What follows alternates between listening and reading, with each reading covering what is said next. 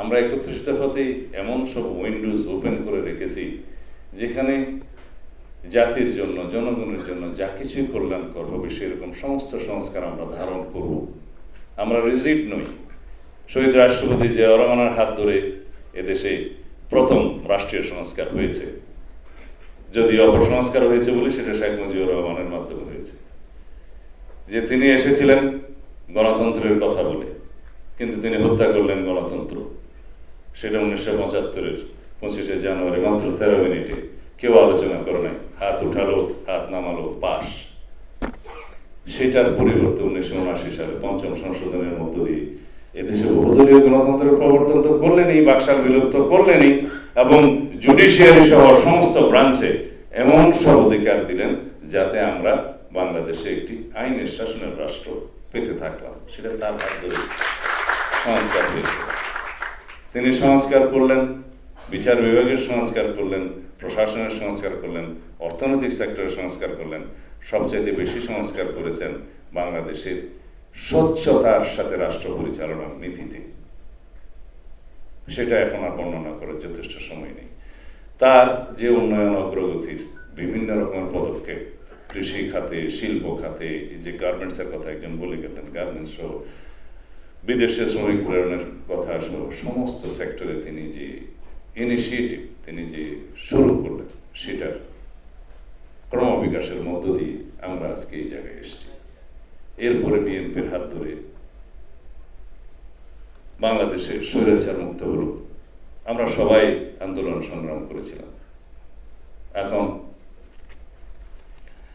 রাষ্ট্রপতি জিয়াউর রহমানের পরে সেই দায়িত্ব সে গাড়ে পড়ল বেগম খালেদা জিয়ার, দেশনেত্রী বেগম খালেদা জিয়ার। যদি আমরা এখানে আলোচনা করছি the poorest president of the poorest country, সেটা আমি সংশোধন করে বলবো দি ডেভেলপিং কান্ট্রি। তার সময় তাই হয়েছিল, কেউ একজন বলেছে। কিন্তু আপনারা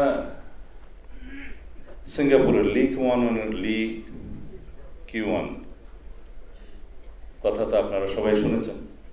তার একটা বই আছে, from third world to first, this is a journey, the history of Singapore 1965 to 2000, probably, যদি আমি বলে থাকি। সেই বইতেই সম্ভবত উল্লেখ ছিল যে কানাডাতে টরন্টোতে একটা সম্মেলনে তিনি গিয়েছিলেন আমাদের স্বাধীনতার পরবর্তীতে। তাদের স্বাধীনতা তো আরো অনেক আগে হয়েছে। সেখানে একটি বিমান দাঁড়িয়েছিল অনেকদিন। তিনি নামলেন, দেখলেন একটা ন্যাশনাল ক্যারিয়ার দাঁড়িয়ে আছে, এবং তিনি যেদিন চলে যাবেন সেদিনও দেখলেন দাঁড়িয়ে আছে, এবং অনেকেই বাক্স পেট্রা নিয়ে ওখানে ওঠানামা করছে। সম্ভবত তার এই বইতে তিনি লিখেছেন the richest leader of the poorest country, something like that. কিন্তু জিয়াউর রহমানকে আমরা দেখেছি the poorest president of the developing country. ওনার দুই সন্তানের যে জামা কাপড়ের কথা আপনারা আলোচনা করলেন এই বইতে, আমি সেই জামা দেখেছি, তার মধ্যে আমি একজন। ওনারা আমাকে বলতেন যে এটা আব্বুর প্যান্ট কেটে আমারটা বানিয়েছে, আব্বুর সাফারি কেটে এটা আমারটা বানিয়েছে। এই সাক্ষাৎকার আপনারা তাই শুনলেন।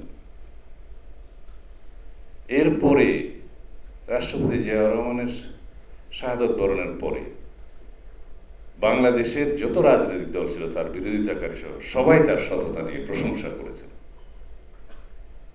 এবং পৃথিবীতে যে কজন রাষ্ট্রনায়ক অল্প সময়ের ভিতরে সারা বিশ্বে বিভিন্ন রকমের মিটিগেশনের জন্য, যেটা গ্লোবাল ডিসপিউট মিটিগেশনের জন্য, যাকে এই থার্ড ওয়ার্ল্ড কান্ট্রিজের একজন লিডারকে পছন্দ করা হতো, তিনি প্রেসিডেন্ট জিয়াউর রহমান। এটা আমাদের জন্য গৌরবের, অহংকারের জায়গা। আমি এখানে আর বেশি কথা বলতে চাই না। বললে সারা দিন সারা রাত আলোচনা করলেও সেটা শেষ হবে না প্রেসিডেন্ট জিয়াউর রহমানের উপরে।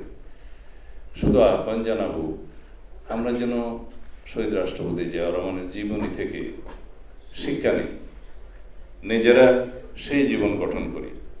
যেমনভাবে প্রেসিডেন্ট জিয়াউর রহমানের শাহাদাতের পরে আমি তখন বিশ্ববিদ্যালয়ের ছাত্র, দেখেছিলাম মানিক মিয়া এভিনিউতে, আমরা গিয়েছিলাম, সারা বাংলাদেশ কাঁদছে।